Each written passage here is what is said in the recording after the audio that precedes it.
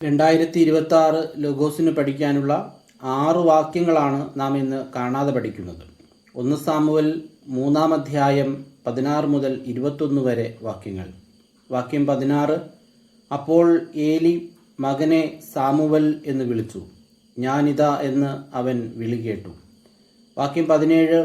ഏലി ചോദിച്ചു, അവിടുന്ന് എന്താണ് നിന്നോട് പറഞ്ഞത്?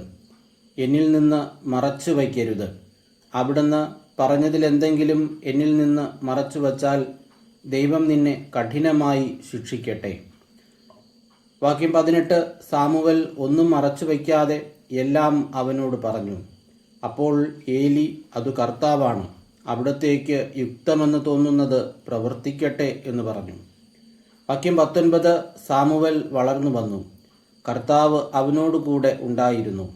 അവൻ്റെ വാക്കുകളിലൊന്നും വ്യർത്ഥമാകാൻ അവിടുന്ന് ഇടവരുത്തിയില്ല. വാക്യം 20. സാമുവൽ കർത്താവിൻ്റെ പ്രവാചകനായി തീർന്നിരിക്കുന്നു എന്ന് ദാൻ മുതൽ ബർഷേബ വരെയുള്ള ഇസ്രായേൽ ജനം മുഴുവനും അറിഞ്ഞു. വാക്യം 21. കർത്താവ് സാമുവലിന് ദർശനം നൽകിയ ഷീലോയിൽ വച്ച് അവിടുന്ന് വീണ്ടും അവനോട് സംസാരിച്ചു, തന്നെ വെളിപ്പെടുത്തി.